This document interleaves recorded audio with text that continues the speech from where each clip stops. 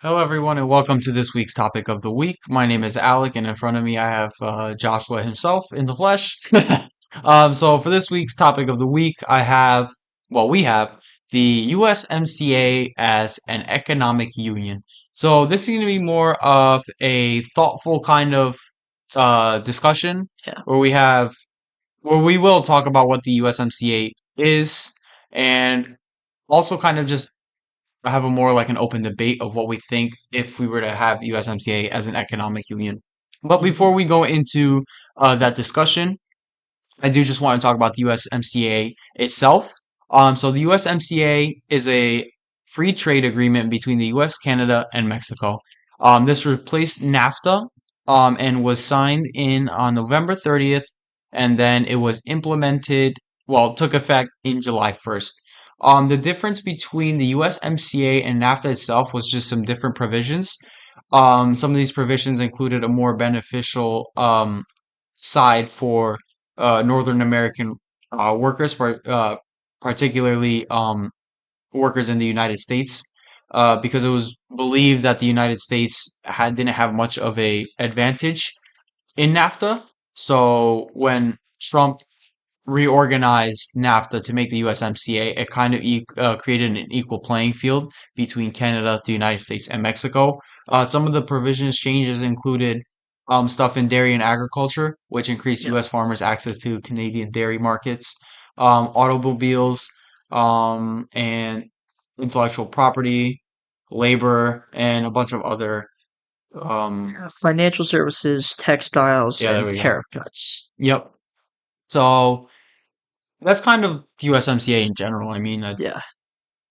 I think much more about it. yeah, it's just a free trade agreement. It's relatively new. What is it, 2021, right? So when it went 2020. into So, effect, 2020? Yeah. yep. It's very It's new. pretty much just NAFTA 2.0 Yeah. with just a different provision changes. Um, Um, I guess we could talk about like the outlook of USMCA if you have nothing else to add on what the USMCA itself is. I think people know what NAFTA and USMCA yeah. is and was, so Yeah. I don't really have much more to say on it. I mean, it was a good economic deal.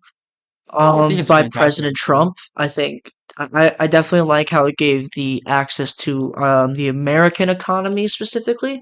But it definitely created a better relationship economically between Canada and Mexico. Mexico, I think, was an important one to create Oh, this relationship absolutely. with. Considering we have, first off, so many people who migrate from Mexico to the United States. So that was definitely an important part to the USMCA. As it being relatively new, statistics aren't really out yet on how it's going. How it changed How it's changing, from like NAFTA to US. what's the benefits of the economy on the United States and Canada and Mexico.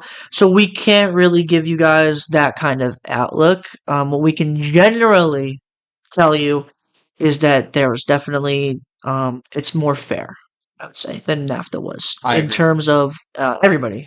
But specifically, what Trump was looking at was the United States fairness.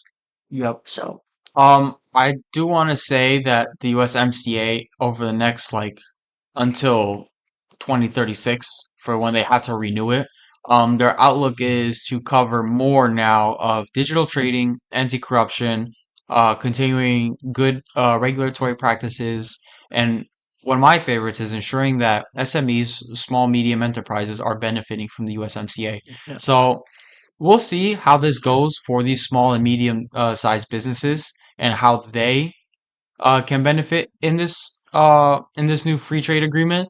I don't think that wasn't much of a hot topic in NAFTA. So yeah, this is such a big win for these small and medium enterprises to get access to the Canadian and Mexican markets as yeah, well, so that they can develop and build and so on and so forth. yeah, absolutely. But yeah. Okay. Well, Oh, our favorite part. yeah, theories and opinions and explanations. So the topic obviously is USMCA an economic union? Question mark. Can it become an economic union? And you're probably thinking like, where did you guys think about this? Well, interestingly enough, we had an economics professor who we were talking about economic zones, and we just in the EU, and she just brought up immigration. and how there's free labor movement in the EU, and she just goes, maybe if the USMCA was an economic union, we could fix the illegal immigration problem. And my mind blew up.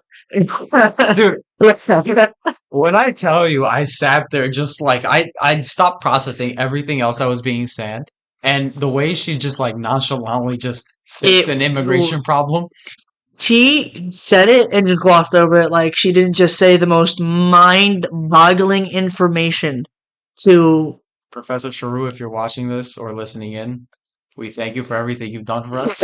like it blew our minds when she said it, that no one is kind of even having a dialogue about this debate, because we understand how incredibly difficult this situation of becoming an economic union between these three states would be, but there's just no dialogue at all, and that kind of boggles my mind because it is really interesting topic to think about.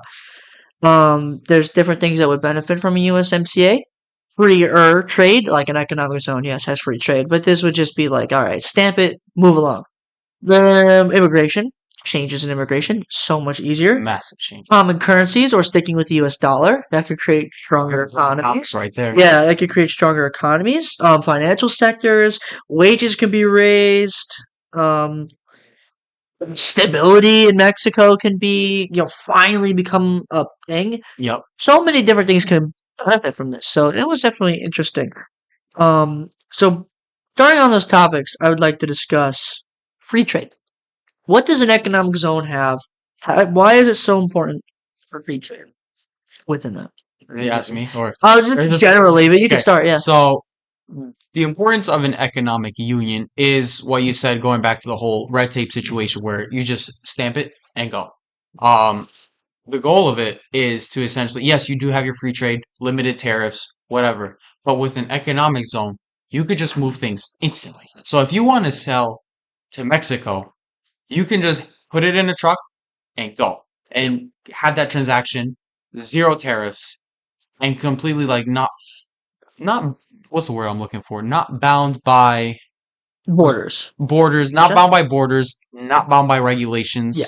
You're just selling and you're going. Makes transactions easier. It promotes SME growth. Yes. I mean, now you have an access to a Canadian and Mexican market. You can just go through like one lane and one lane at the border. I'm here on business. I have to sell here. Here's my stamp paper.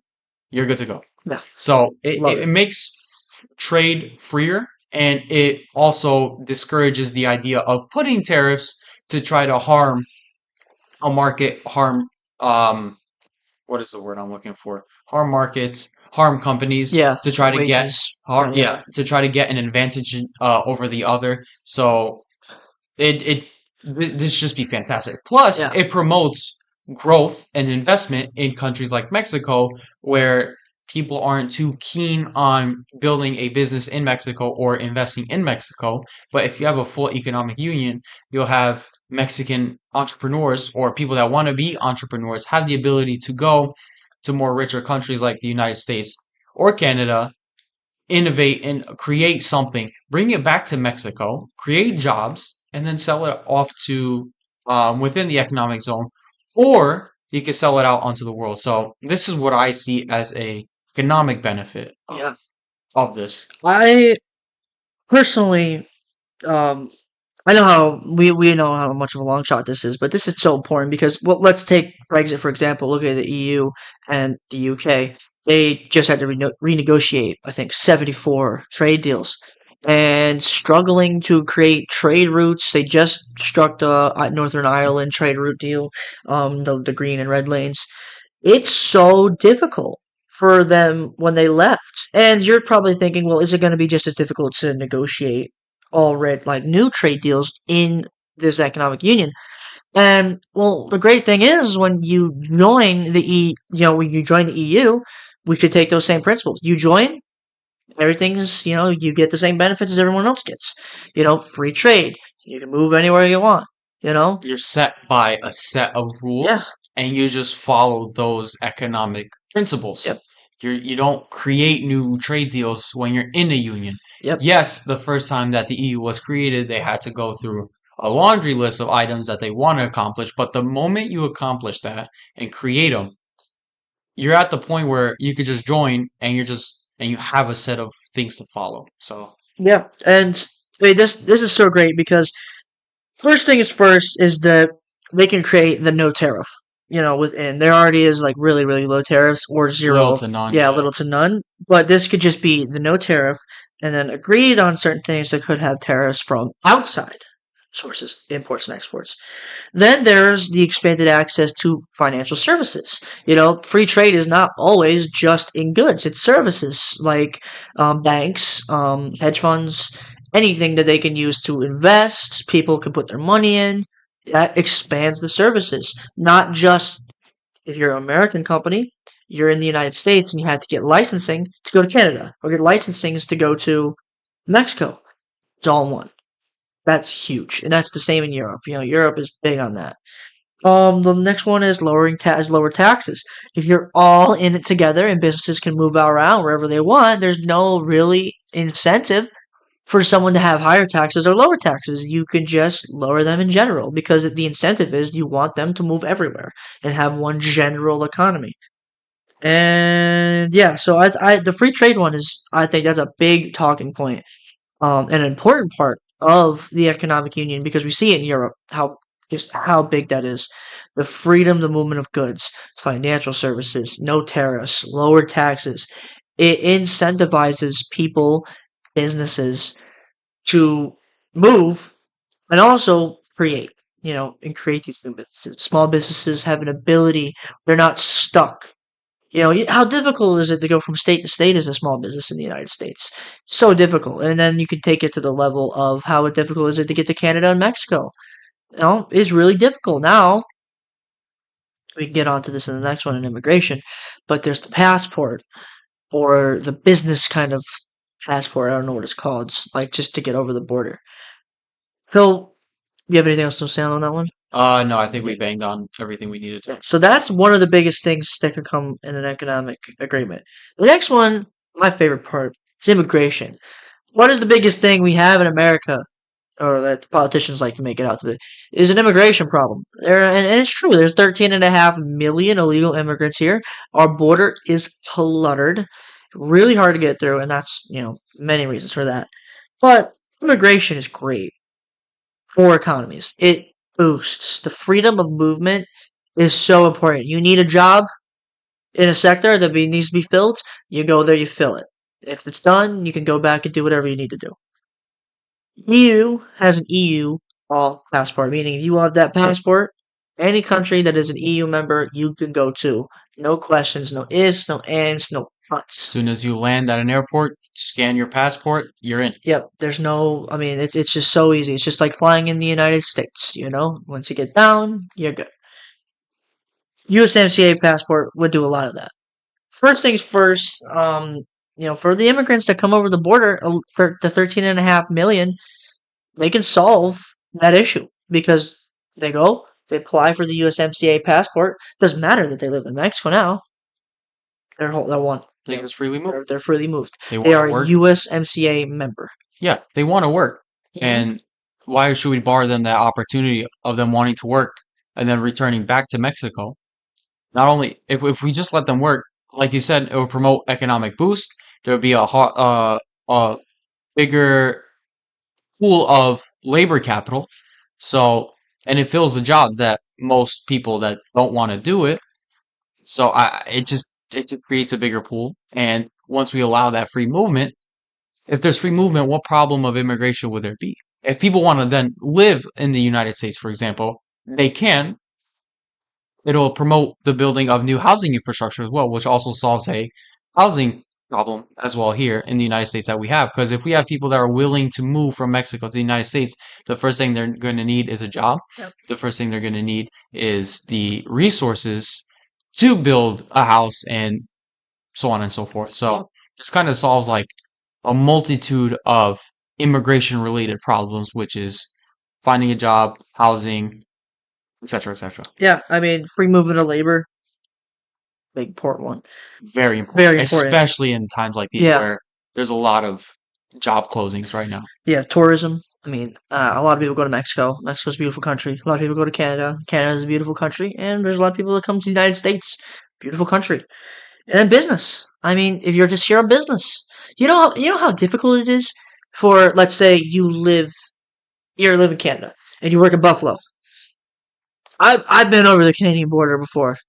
Oh my god, the drive over that border, it took hours, hours and hours on end. To be fair, we were going through Niagara Falls, but that's the quickest way to get to Buffalo.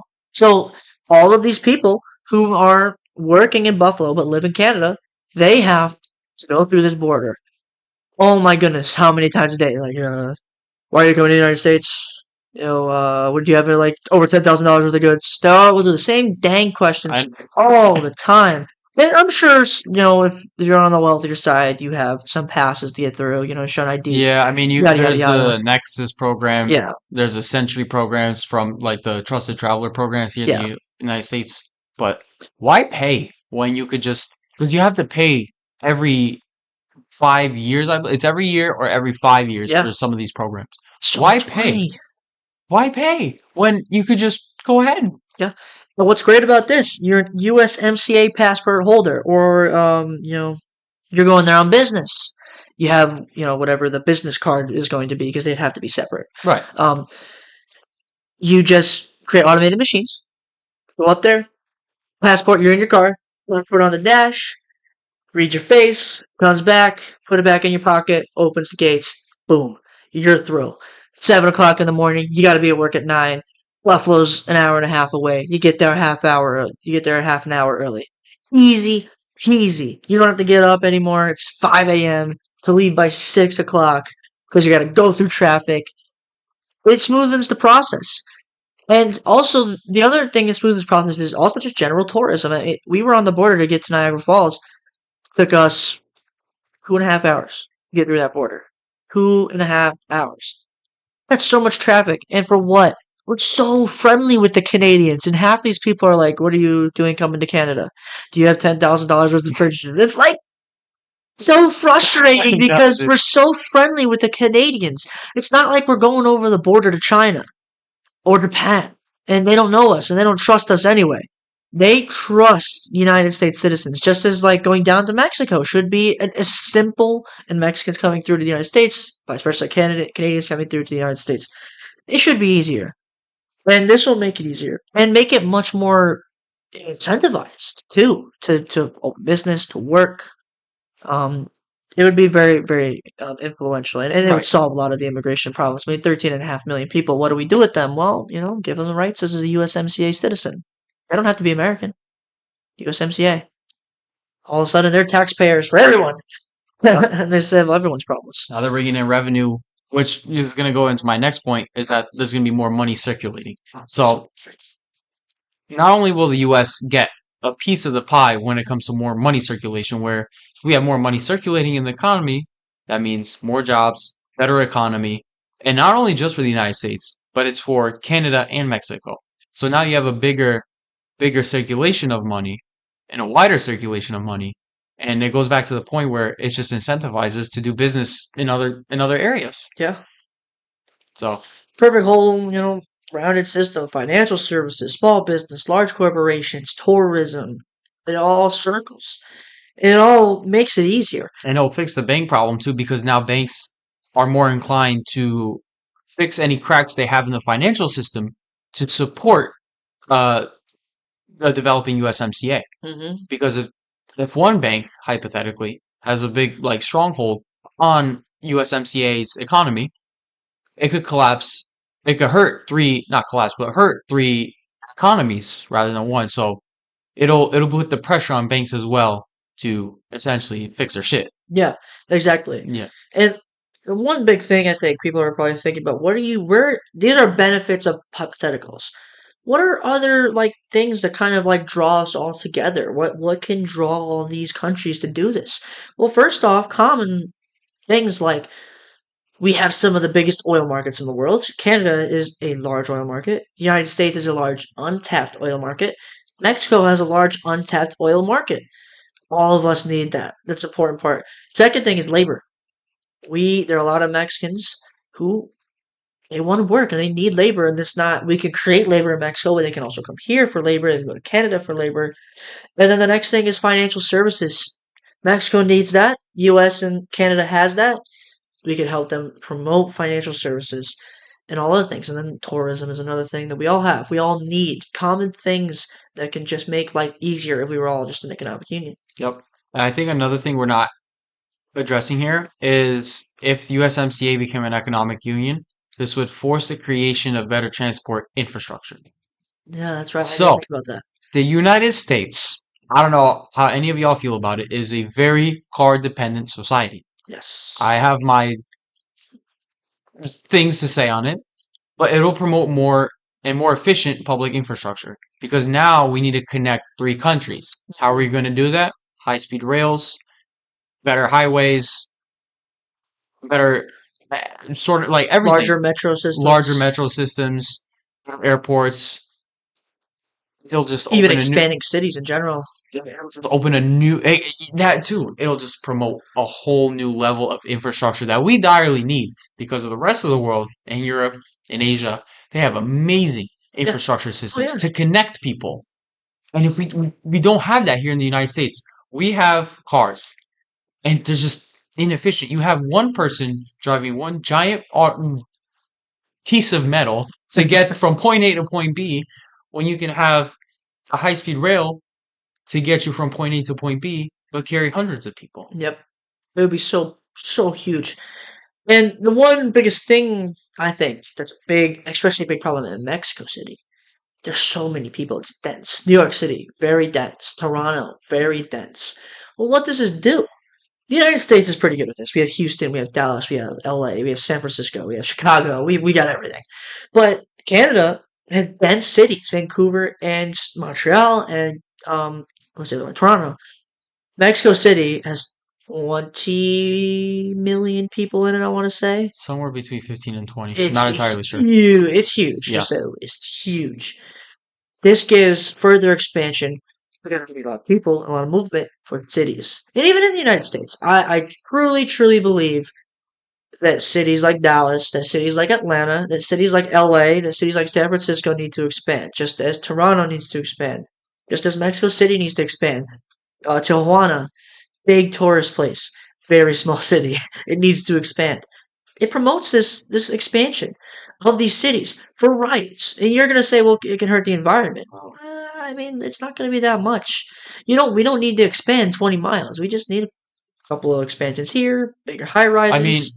even that, you have efficient public transportation services. So now you're reducing the dependency on cars and putting it into more efficient public transportation. And by the time we get that public transportation, it'll probably be very more clean, much more cleaner. So it's like we're reducing cars, we're putting more people into public transportation. It'll reduce CO2 emissions overall Yeah, while creating a network to connect anyone in the United States, Mexico, Canada region. so So, important. So important. Those high speed rails. We need that in the United States anyway. yeah, We desperately need that. I This think we should country's just do it for all huge. three of us. I mean, I agree. I totally agree. It would be something that would be just so beneficial, so easy to not easy to do. It would take a long time, but it'd make life easier for everybody in terms of travel. The last point I want to touch on here is common currency. Do we, or if we were to do this in this hypothetical world, would common currency be beneficial, or should we just stick with the American dollar? this is a tough one because of how influential the US dollar is Yeah. around the world. In our latest global developments, you said that the dollar is 88% of the world's trading currency. Hmm. If we were all of a sudden to flip a switch and say we're coming up with the USMCA currency instead of the dollar, that would create a lot of drawbacks because now everyone has to stop using dollars and then use USMCA the currency. Yeah. What we should do is probably use the dollar as the common currency for Canada and Mexico because the dollar is stronger anyways than the Canadian dollar and the Mexican peso. Yeah. So, and plus it'll promote the use of dollars more domestically and internationally as well because Now the dollar would have that more investor confidence, and people will want to continue to use dollars to make purchases, if that makes sense. No, I agree. Because the dollar is the common currency of the USMCA, everyone around the world is like, well, they made a whole economic union and they're trading in dollars. We can benefit from this and also use dollars because innovation drives essentially a value of a currency. If Yeah, you're not innovating, if you're not doing anything with your currency, there's no trust in that currency. So yeah, once you develop that trust, then you have the rest of the world using US dollar and hurt the won. yeah. I absolutely agree. I just wanted to bring it up just as a kind of Yeah, like contention point. But yeah, sticking with the U.S. dollar. First off, I mean, the Canadian dollar isn't far off the United States dollar in terms of value. It's a very valuable currency, but the peso is. So for me personally, it makes sense. It also, if you use dollars, it makes a lot of investors would trust to invest in a country like Mexico versus if they're still in the peso, right. because the peso is very unreliable and very, And very, that is very, also I forgot about. yeah. So it would incentivize them like, oh, they're in the U.S. dollar, okay, well, we'll invest in Mexico. Because what does it do? I mean, the U.S. dollar would build up stronger financial services because it's everywhere. It's not just America. It's used in both these places for the majority for all financial transactions. It will raise wages, especially in Mexico, because they will get their dollar amount instead. So and they're making 30 pesos, which is equivalent to like let's say $6. I'm not completely sure what the exact figures are, but now they're gonna have for every dollar is a dollar. So they'll have the $10, you know, Minimum wage. minimum wage. And it drives wage competition, Yeah, which overall increases the what's the word? It like betters the people. yeah, I don't know what the word yeah. It puts them in a financially stable, stable place. Yeah, something like that. stronger Yeah, place. Um, and again, the money movement around can solve a lot of immigration issues because the passport will allow them to move wherever they want, but they don't have to. It allows them to, but they don't have to because their dollar is going to be there. It's going to be at home now, right. so they don't have to come here and make 50,000 US dollars and send it back. It's going to be right there with them. I think one more thing I want to add is that if the USMCA became reality, we're talking about a lot of the economic side of things. I also want to say that a lot of social and political issues will also be solved if the USMCA as an economic union becomes reality, because now we have to develop more inclusive ways to work with one another as well, which will solve a lot of racism, xenophobia here in the United States that unfortunately some people have against Mexicans because they believe that they're coming in and They're they're taking our jobs. taking our jobs. But it would reduce a lot of that. It would cause a lot of pressure to reduce that xenophobia and that hate. And it also helps Mexico with their cartel problem as well, because this gives a push for Mexico to try to solve their cartel problem, Yep, reduce corruption, because now they're playing a much bigger role and they have to keep up with this bigger role. So it puts the pressure on Mexico to do something about the cartel problem. yep, And it also pushes the United States and Canada to support Mexico as well. So absolutely. it's kind of like a win-win situation for both the United States, Canada, and Mexico. Yeah, absolutely, and it's a good stepping stone also for Latin America. I think Oh seeing yeah. seeing what Mexico, as bad shape they are in terms of the corruption and the gangs and the cartels, and if this happens and they just completely reverse it, they figure it out and they get help and they get multilateral help. Latin America can sit there and say, okay, they did it. Let's do it ourselves. South America and the Caribbean and Central America, they get on it. They work together fighting the cartel, and that could be huge. The next thing I want to discuss, though, we discussed a lot of the positives, a lot of the benefits, the things that can come if we put the USMCA. What are the barriers? What are the issues that can arise? Well, the first thing I think of is the Mexican economy. The Hmm. Mexican economy is not yet on par with the United States and Canada's economy to make that safe transition to a full open economic union. Yeah, We need to continue for the next up until our deadline, which we need to renew USMCA in 2036. We need to find a way to solve. Of course, if we do it early and we say USMCA as an economic union, it'll put the pressure on the US and Canada to solve the cartel problem sooner than later. But in order to ensure a safe transition, we need to do it beforehand and solve a lot of the corruption and political problems in Mexico. And then, as soon as we solve some of it, we don't have to solve all of it. We should save that for when the USMCA economic union becomes a reality to then really crack down on it. But the Mexican economy is just yet not as strong as the US and Canada's. So that would cause it'll be a benefit for Mexico because now they'll have untapped access to Canadian and American markets. But if we were to flip it the other way, the United States, sorry, and Canada would then hurt a little bit because then Yeah, there would be a sort of like a feeling of balance. they got to pull the weight. They gotta exactly pull a weight, but again, a little work needs to be done beforehand to try to speed up Mexico. They don't have to be fully on par, but because like look at Germany for example, they're their fourth largest economy, and people around them are not like the countries around them are not at economic par with Germany, but they're still Part of doing the EU. fantastically Yep. because they're part of the EU and they can keep up with like innovation, technology. So we also need to see that in Mexico as well. Yeah. As long as Mexico finds a way to push for innovation and drive just better education in Mexico and create a skilled labor force, Hmm. then it'd be easier to transition. Yeah. I agree, and I was going to bring up instability as well, not economically, but for cartel wise. That's a huge one. I mean, we all know the United States. Crime, Yeah, yeah, we all know the United States and Canada would sit there and like pressure and put a lot of pressure on Mexico, and it might piss them off and not wanting to do this. And it would probably turn away a lot of Mexicans too because they're like, well, you guys want to focus outwards, but we can't even fix what's going on inside right. with the cartels, with crime, and that's a big one.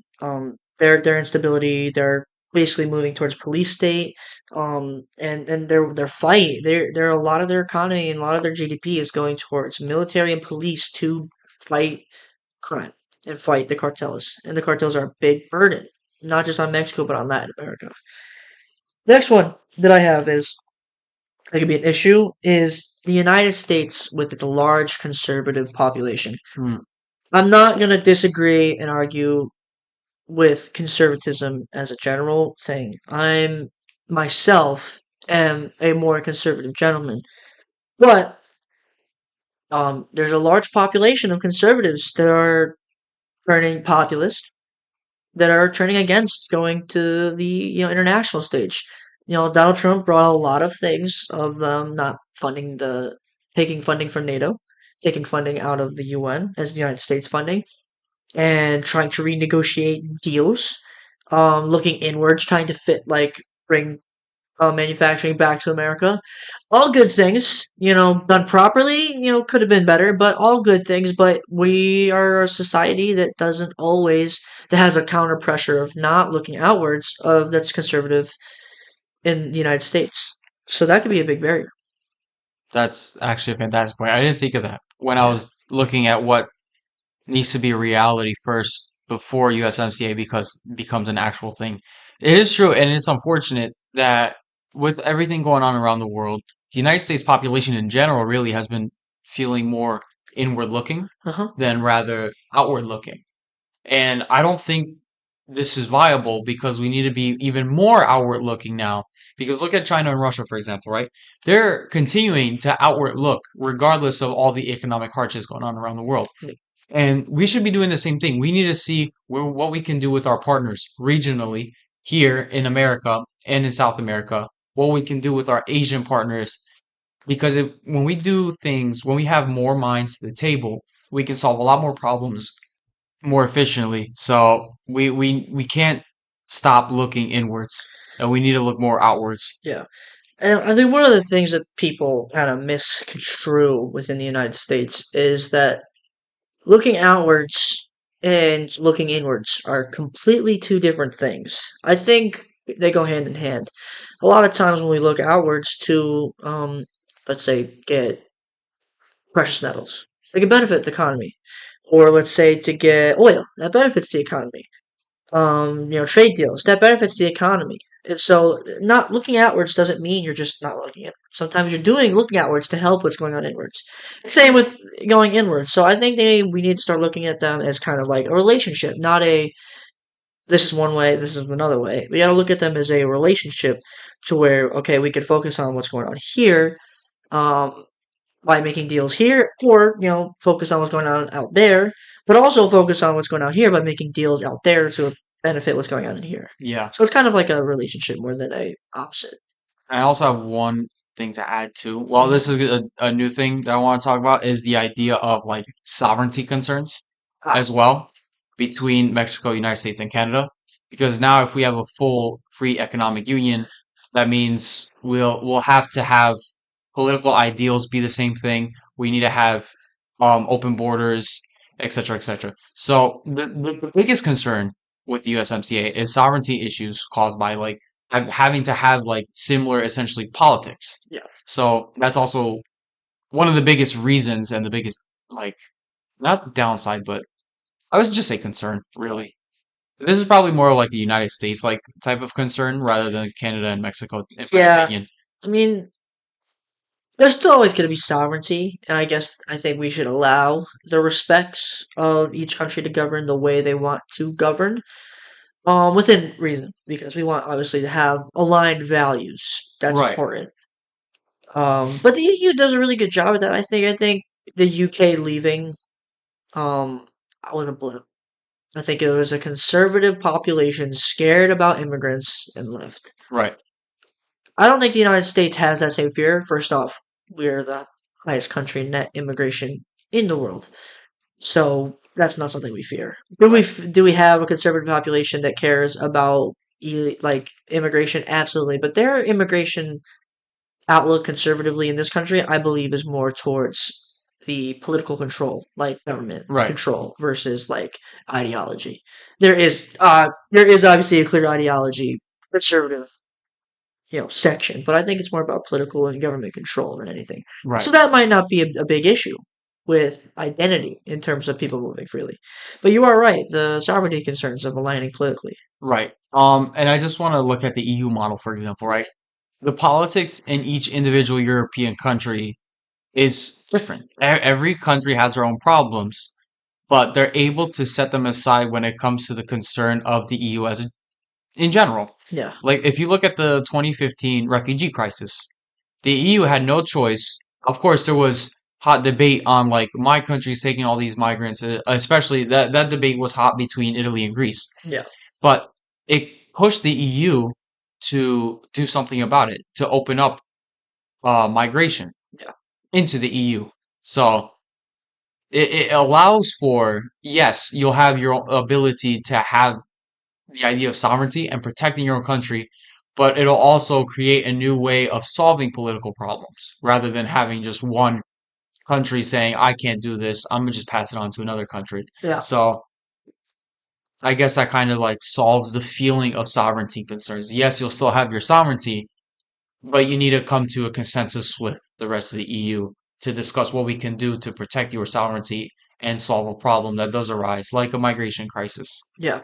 And I definitely agree. I think that's a good way to look at it. And I think the good thing about the US, Canada, and Mexico, there's not really a worry, I think, of movement to a lot of like large movement to the country. The biggest problem in immigration is Mexicans moving over the border, and then if you solve that by USMCA passport, you essentially get rid of that problem, and the Yep. problem gets smaller towards places like Colombia, which that's can be mitigated easily. And And another yeah, thing to add to that is our geography, literally. yeah, We are so distant from what's going on in the past Pacific and past the Atlantic. yeah, We all we have is just us, really, in yeah. our area. Agree. Europe has Africa, Europe has Asia just bordering right next to them. Yep. So they have the ability, they have the chances of receiving more migrants. There's a more possibility for a migrant influx compared to us, where we're just kind of just There. distant from, yeah, we're Yeah. just there in our own piece of land and far away from Asia and Europe. Yeah. The last point I want to bring up is it's probably the most difficult one for the United States to get over. how does the United States, relinquish full control? Because that's really difficult. And how do we try to get rid of the fear that we're going to have full control over this instead of equal control between Mexico, Canada, and the United States? Because I mean, I know a lot of the people in Washington would say, well, we're going to lead this process, right? Well, then Canada and Mexico is going to be like, this is going to be an equal partnership. They're going to have fear. The United States is going to take over, and we're going to have fear that we can't control. How do we get around that one? That's difficult. This is a very difficult question. Yeah. And I think one of the actually biggest concerns of all this is this idea of power. We are such a power hungry country, and the rest of the world is. We're still stuck to our nationalistic ideals of trying to be one, trying to be the leader instead of being just one entity. Mm-hmm. So to get around this, it, I really just this one's tricky. Tough to This wrap one's the tricky head.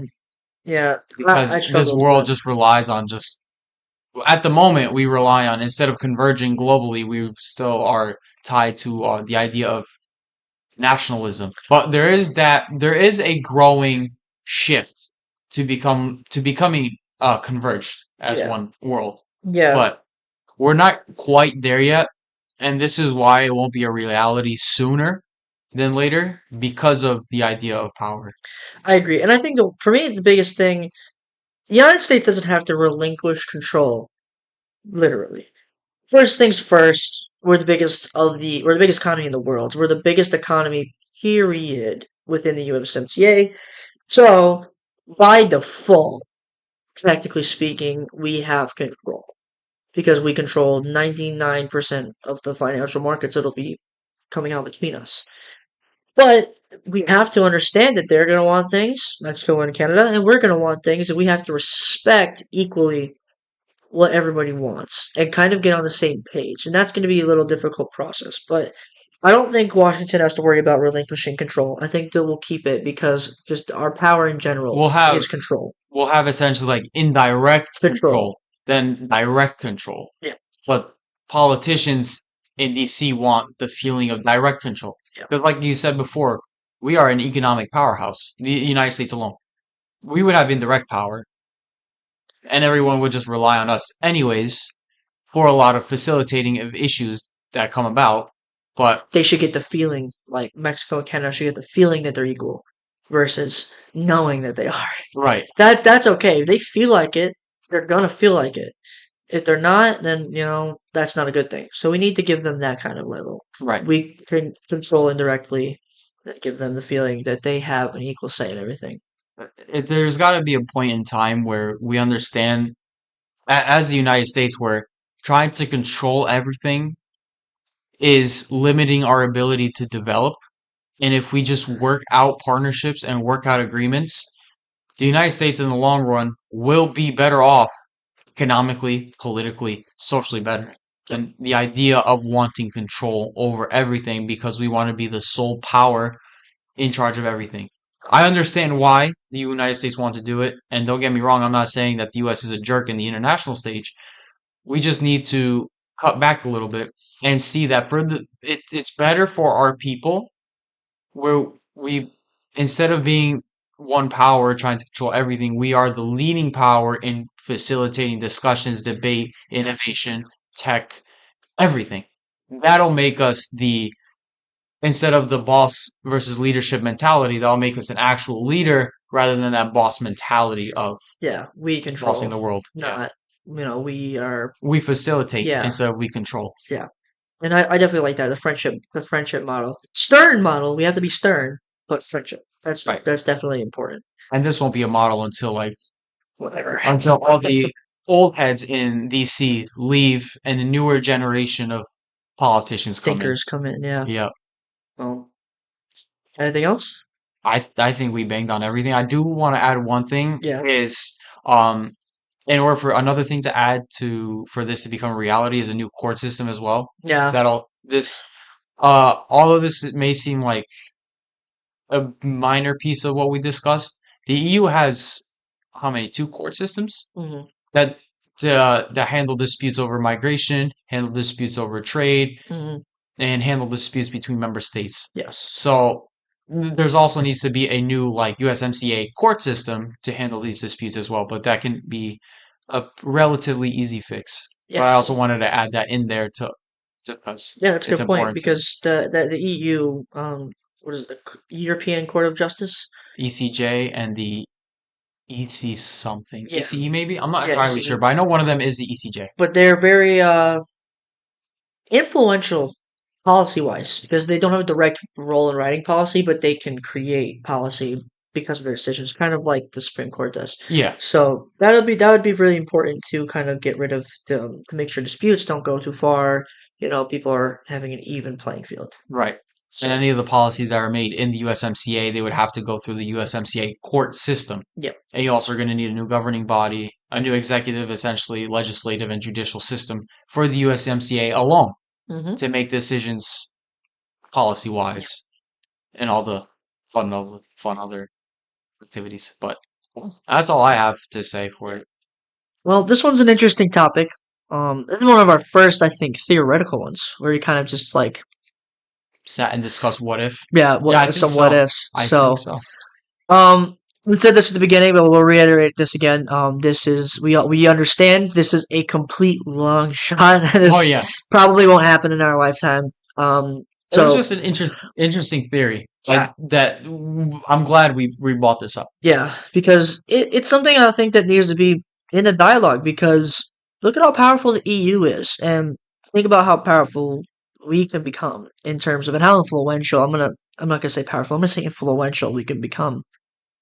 Even though the United States is already incredibly influential, it can create more friends, and because we come together, we're kind of showing that we can come together with other people. So it could be a really important chapter in the future for the United States, for Canada, and for Mexico.